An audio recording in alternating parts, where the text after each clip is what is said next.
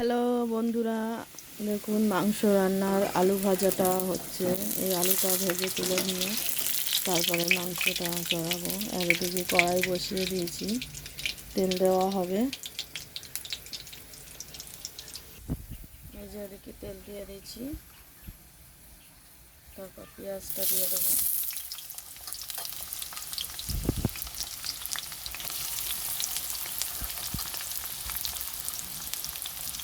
পেঁয়াজগুলো দিয়ে দিলাম।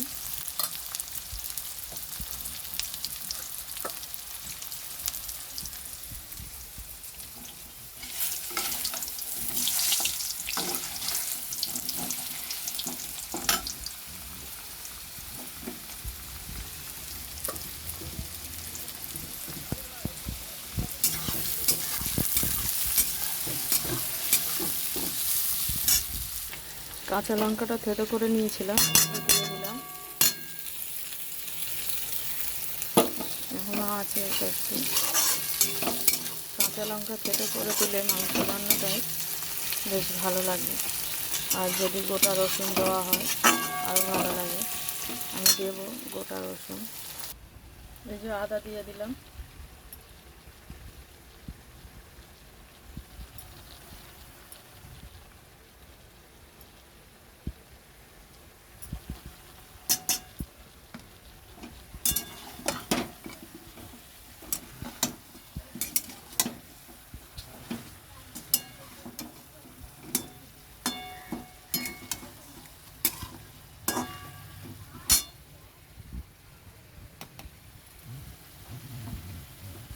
হলুদ দিলাম।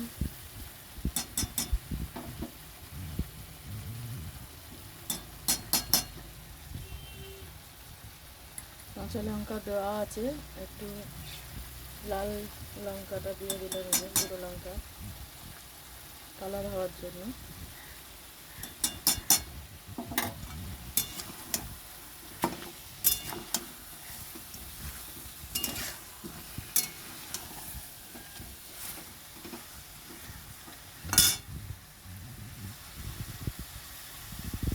আজকের রেসিপি এই পর্যন্তই।